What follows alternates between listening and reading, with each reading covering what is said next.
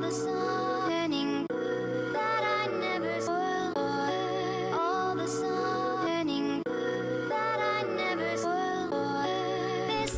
back to the channel. My name is CivDiv. Today I'm sitting here with my dad who's on vacation in Colorado. Is that right?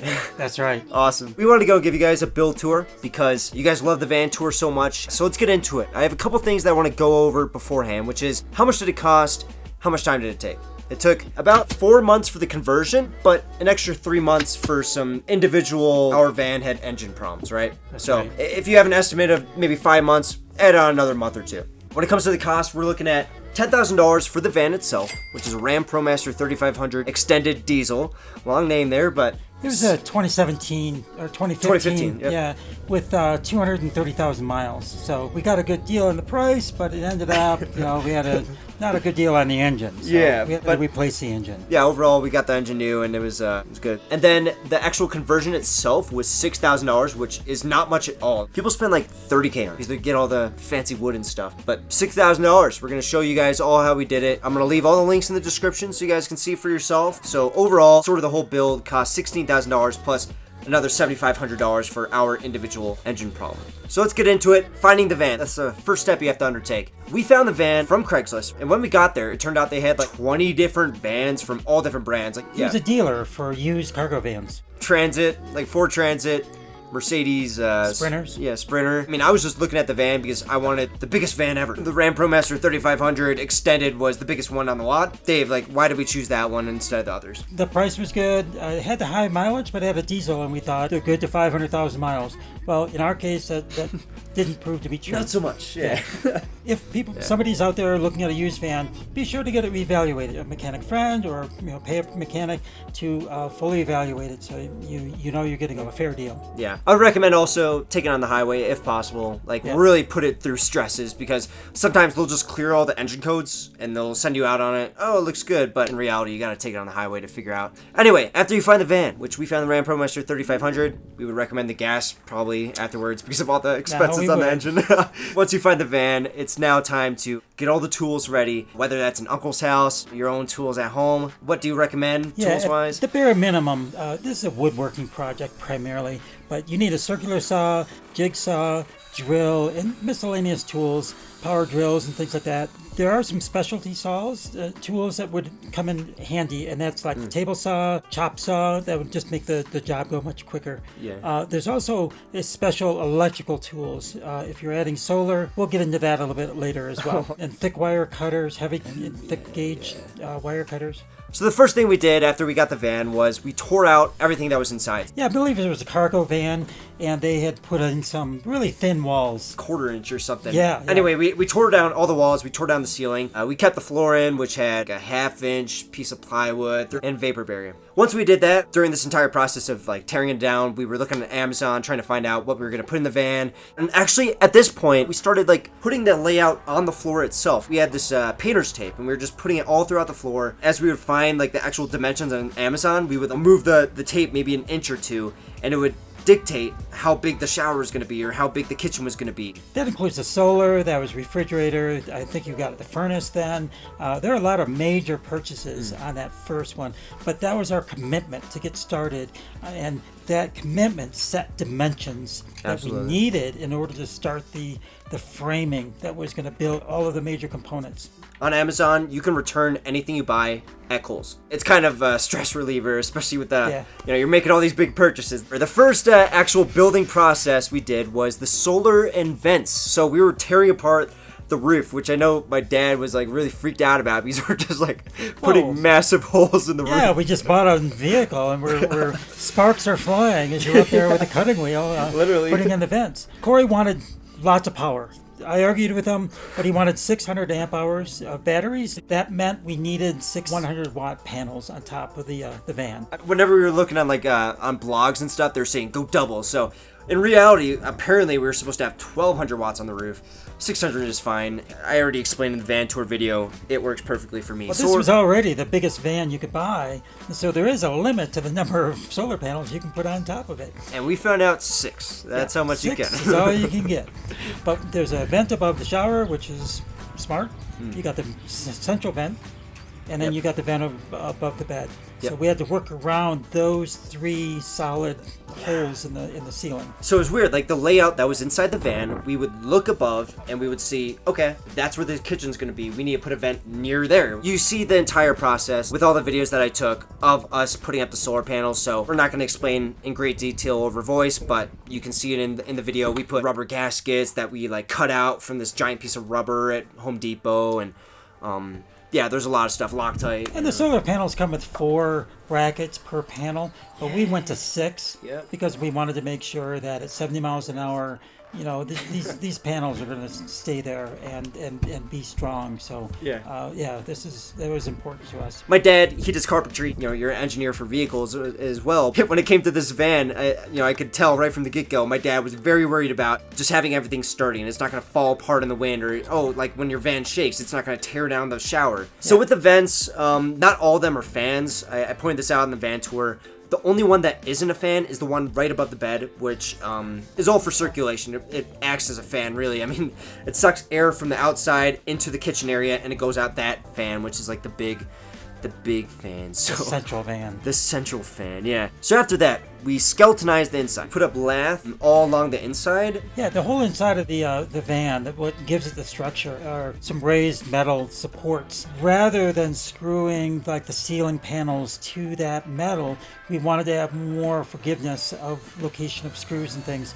So we put some wide pieces of lath on top of all of those struts that form the van body. So after we put up all the lath, we skeletonized the inside, like I said. We went into the wiring, where we could put the wiring through those passages and stuff with insulation. I'm gonna let you explain this, like the 120 volt versus 12 volt, and it was crazy.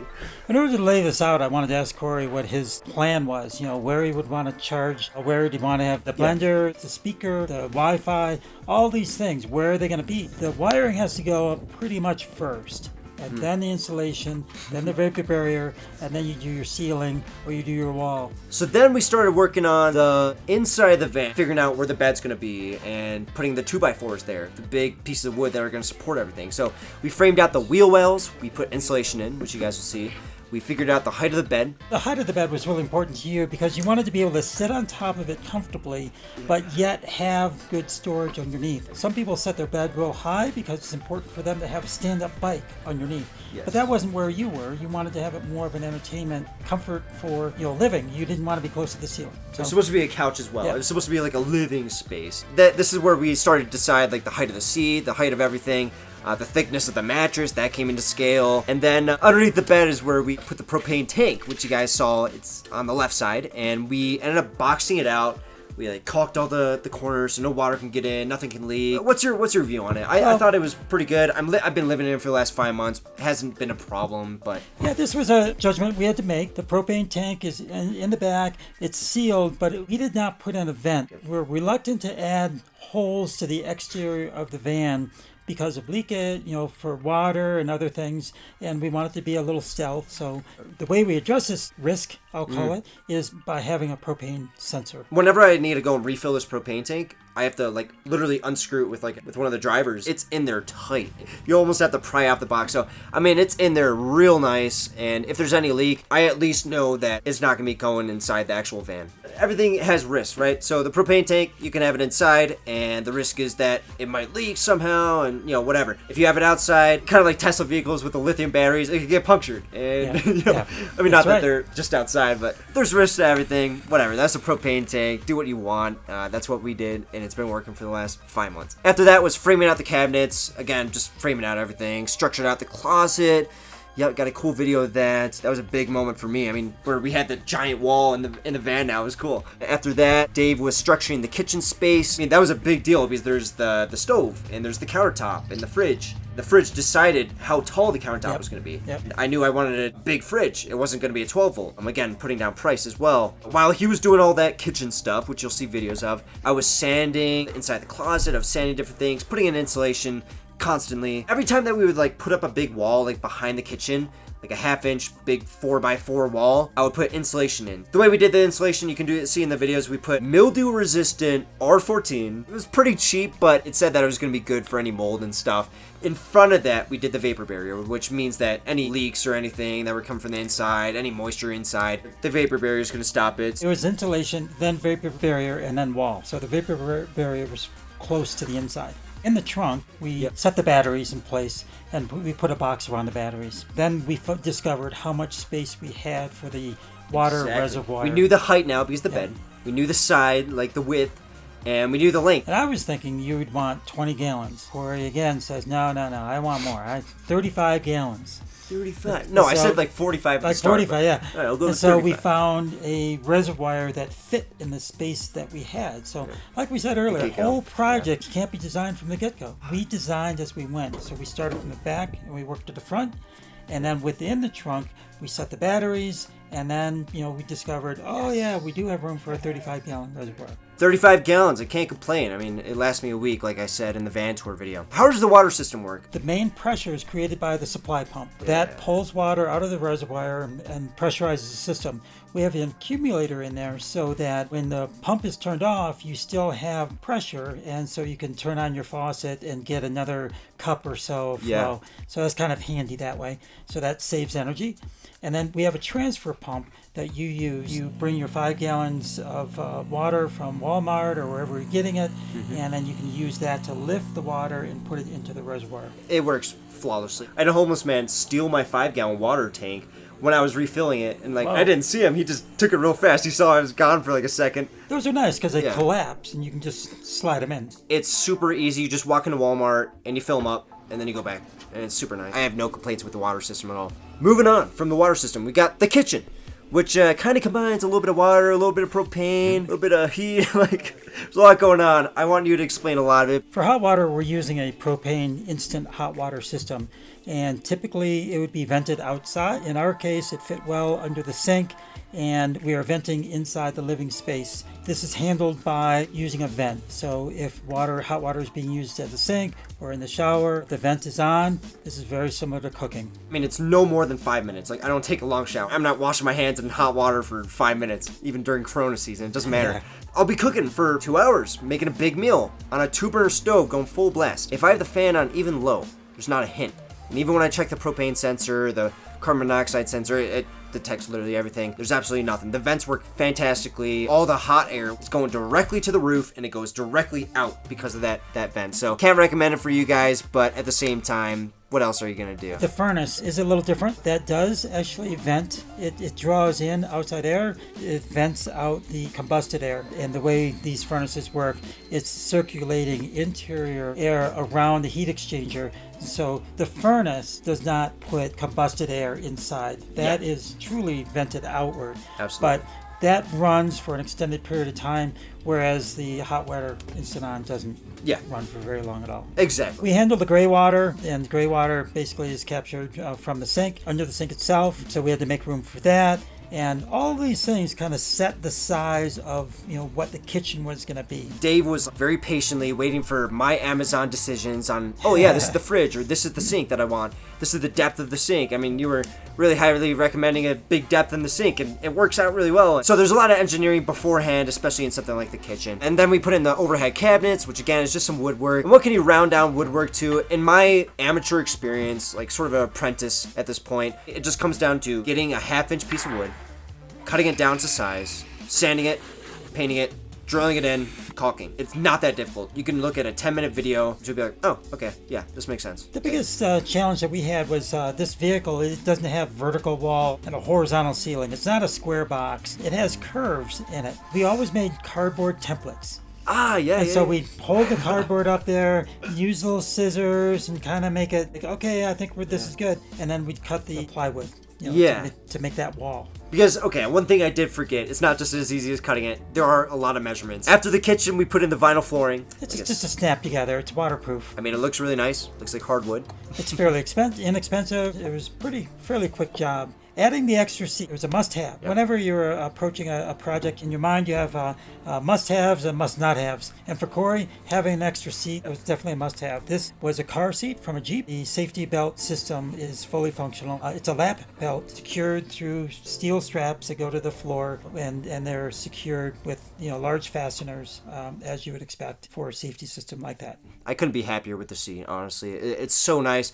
I have people riding it. You can tell everything is just, it's sturdy. It's not going anywhere. But you don't have to get this professionally installed. As long as you have somebody who knows what they're doing, it's possible to put a seat in a van. Just make sure it's legal in your country, wherever you are. Wrapping up the kitchen, we made the holes for the drawers and for the cupboards to fit the kitchen equipment that Corey had. The pots and the pans, all that had to be taken into consideration. Which is right underneath the seat. That's where I fit all those things. So we had to set the height of the door that we put there. Yeah, like my biggest pot, it's like maybe a half inch just below the entrance to this space. And it works really well. And that's what you have to do in van life. You have to find like just those little slivers of room that you can. With the extra seat, I didn't see this ahead of time, but we needed a footrest. There was no way I was going to be able to sit down with my feet hanging on the floor, so we put in a footrest. And it works really, really well. I put a lot of things in there, as you can see. Next up is the shower, which we already had the shower pan down. We wanted to have as much floor space in the shower as possible, and all the shower pans that are available, like Home Depot, have a rim all the way around that steals some of your floor space. And they have a limited size that you could buy, and we really needed 30 by 32 inch. Nobody sells anything that isn't like a 34 by 32 or something like that. They're very specific and very limited. So what we found was, I think there's a creative solution, is a overflow pan for a washing machine. And they're stainless steel, and this time it really is stainless steel. The entire backsplash of my kitchen is stainless steel. You are fake news, sir. And we bought one of those, and we drilled a hole in it, attached all the fittings for the drain, drilled a hole through the floor of the van. This could be used to drain right onto the ground, or it could be used to drain into a bucket and then pour it down a drain or something. I usually just go right next to a sewer. I let it drain into that. Sewers are pretty safe. That's where I dump my gray water as well. You said you take a short shower, so what is it, about 3 gallons of Yeah, water? exactly. At most, it's like 4 gallons. If we had gone with an actual shower pan, maybe fitted out the shower to be a little bit bigger, our budget would have been $6,500. It's right. insane how much shower pans cost just to be like shower pans. After that, the plumbing, the heating, the hot water shower. Well, we set the wall of the shower so that the kitchen was large enough to hold an ice cabinet for the gray water, and it held the refrigerator. And then that's where the wall started. And then we knew the shower pan, we could put up the other wall that goes behind driver, and then we knew this is how long the kitchen sink can be. Yeah. And so again, it ended up being 49 inches, which is awesome because it gives you enough counter space and cooking space. We were able to fit the shower in, and then you also had some storage behind the driver's seat. We used a simple shower curtain rather than an expensive door, and inside the shower we mounted a towel rod, and we secured the toilet so it won't move around while you're I driving. actually started with Velcro. Velcro started to fade away and stuff. Didn't want to cut a new strip. Okay. So then I just got like a $5 bungee cord, and it's perfect, absolutely perfect, and it doesn't mold at all. And in that storage that we were deciding, part of that was because we wanted to make sure that the driver could like sort of put a seat back, but it was also so I could put the bike behind. We just left 6 or 8 inches or so, and it turned out that the bike actually tucked in there very, very nicely. I remember finding that out. We just got done with the day work. It was nighttime, and I was like, where am I going to put the bike? Oh yeah, just get a bike rack. And we found out we could literally put it right behind the driver's seat, right in front of the shower wall, perfectly. It's secure, and it's nice. It's got a little bit of room. Just one of those events where, without designing for it, it worked out well in our favor. After that, I want to mention this. We did a lot of painting at this point because so many walls are being put up, and there's a lot of engineering going in. My dad was figuring out the plumbing and the heating, and we didn't even talk about the fiber reinforced nylon hoses. Oh, we had yeah. to cook that in a pot like we were cooking pasta. It's stiff, so we had to literally heat it up in a pot in boiling water for like 10 minutes. You know, walls are going up. We're starting to mount things to the wall. Use those wires that we had hanging out all over the place. One of them is like for the sound bar. Get that all wired up. Light switches, fan switches, thermostat. All that was now starting to take shape because with the walls being painted, it was ready to get everything mounted and ready to go. And speaking of mounting, we actually put the foldable table up at this point as well. Where did you get that folding table? I found it at Salvation Army because we were looking for what kind of wood do we want. Nice, like $100 wood or something I can cut things on. Guess what? The best looking wood that's out there, Salvation Army. You just take one of those tables, we brought it home, we cut it to size, and it's perfect because it's got that rounded edge, which makes it so you can go into bed without your clothes getting caught on it and stuff. We came up with a locking mechanism which works perfectly and it stays out there really well. Yeah, that was the foldable table. Very glad I have it. And next up is the pull-up bar. That was something that I remember putting up while you were doing some weird like engineering thing. Another must-have. Yeah. It's actually the handle for the water heater. Yep, you might have one of the few van life vans with a pull-up bar. Exactly, and guess what? It doubles up as a towel drying rack, which I'm using it for right now as we speak. After that, we did the closet, finished up the closet. We put up the walls, we had everything sort of in place. Now we put up the divider up top, and we put in that door, and we put up mirrors, and I want you to explain how we did the mirrors. Initially, we were thinking a small mirror, but we saw the opportunity when we built the closet door that would be a great place to mount a full-length mirror, which you don't see very often. And so we just got a $15 mirror from Target. Yeah. And we used a glass cutter. We cut the mirror to the exact size we needed, and we used special mirror adhesive, and we stuck it to the door. We actually used the leftover of that mirror because it wasn't much. Yeah. And we used it on the side. So now I've got like a side angle and it's all cool and stuff. After that, we put up the router, which is a huge deal. I play Warzone every single night with my friends. A lot of people are like, are you sponsored by Microsoft? You keep talking about how you have an Xbox and all this. It's a big deal for me. And having that Mophie router, can't recommend it enough. Again, it's going to be in the links in the description, just like everything else we're talking about today. And now that we're finishing things up, I'm going to mention the insulation that we put in the doors. I put a bunch of the insulation that we had with the vapor barrier, kind of crudely, but again, it was just to get insulation in there. It's a big pocket, so we removed those black panels that are inside. A lot of insulation went into those doors, though. And the insulation's not only for thermal insulation to keep the cold air out, but it's also for sound insulation. Like I said in my van tour video, you can't hear a thing when the speakers are on blast. When you're outside the vehicle. Yep. Yeah, when you're outside the vehicle. After that, another finishing touch, we put the zinc-plated steel backsplash around the kitchen. It was pretty cheap too. I think it was like $30 per slice or whatever. Yep. I love how it looks. After that was the cabinets over the bed area and putting up dividers and cabinets. That included the struts that we had. So we put struts and locking mechanisms like these spring locks. After that was the curtain, which I can thank my mom. Mom, get in here, say hi. Hello, everybody. She put up the curtain. She got all the fabric at Joann's, right? I did. It's fake leather. It's vinyl with fabric on one side, and I sewed rare earth magnets into it, so it pretty much stick anywhere in the van. Well, it works fantastic, and it keeps all the light out. Do you leave it open, or do you always leave it closed? It's half and half, In the daytime, if it gets a little too hot, I put that thing up, and it keeps all the heat literally inside the cab. It's noticeable difference, so she picked a good fabric for that, and it's completely blackout. And then, at nighttime, I just close them. And we use the same fabric for the panels on the back door. We use a wood panel, stuffing, and then we use this fabric on top of that. Basically, we made our own cushion. My mom was the engineer that. We stapled it together. It's not that cushiony, but it's enough where you can lean up against it and it looks comfortable. One of the last things we put up, I really wanted, even from the get-go of this whole van build, was the LED lighting. I wanted that light strip so I could make things pink or I can make things blue. So I put up the LED lighting, little strips of wood. We had to sort of hand cut a lot of it. Some of it was like slanted and stuff, but after like 2 or 3 hours of work, we had it up. Not that difficult. And after that, we just had a lot of things that didn't take long at all. A lot of times just drilling them in. So a whiteboard, a rug. We had hooks for coats and towels. That Velcro patch wall, I added a fruit basket, which I found at Salvation Army, and then I tied together with a 550 cord. That chair that's right next to the foldable table, and wire rack for towels. Just a lot of things that take 30 minutes to do. So the van started to really come together. Then it was at that point where we were like, we could just keep putting up things or keep doing things, but I think we're done. Yeah. Let's get on the road. That's the van build.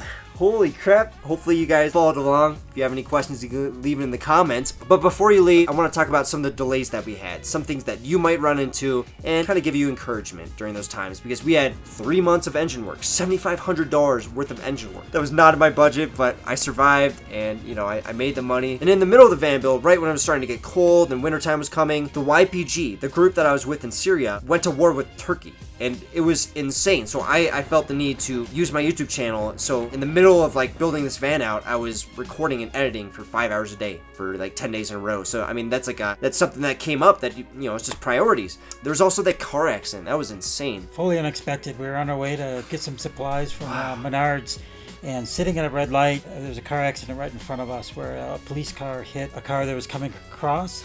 And unbelievable, but the police car slid toward us and totaled our van. It was my minivan that we were driving. Had it been my van, I wouldn't be here making this video this time. It'd probably be another 6 months or something. Everybody was okay in that car accident as far as I know. But that threw us for a loop. We were going out that evening to get some supplies, and now we had to go on a couple of day delays. We were trying to, you know, get that vehicle replaced and all the other things that come with that. I have a couple things. What's that? A couple plugs. Yes. Trent and Alley. Yes. We watch their videos. If you don't know who Trent and Alley are, really highly recommend their channel. We got a lot of good ideas from them and a lot of encouragement for the layout, just the whole van living idea. Yeah. And then for me personally, I didn't know much about solar systems at all, so I want to give a plug for Will Proas. His channel is DIY Solar, and we'll put a link down below. Everything I learned about solar is basically came from Will. I watched his videos over and over, took notes, made schematics, and bought supplies based on his recommendations. So Plus the Mophie router. He's an honest guy. I didn't look at too many of his videos because I wasn't the solar guy. The Mophie router, that guy deserves recognition just for that. great reviews, great instruction. It just gave me a lot of confidence in doing the electrical system. So that's how we did it. Is there anything else you can think of that we did? Anything major? No. Yeah, I think we did it all. So let's answer one more question, which is, am I related to Jon Snow? No, you are not. I'm not. Shia LaBeouf? No. Jesus? Well, no, not technically. I think it's just the long hair, guys. But anyway, that is the build tour. I hope you learned something, whether you're an expert looking at this video or an amateur just, you know, ready for van life but not sure how to go about it. Leave a like if you learned anything. Look at the links. If you buy something from the links, it actually does help me, so recommend that. And I'll talk to you guys in the next one. Peace. Peace.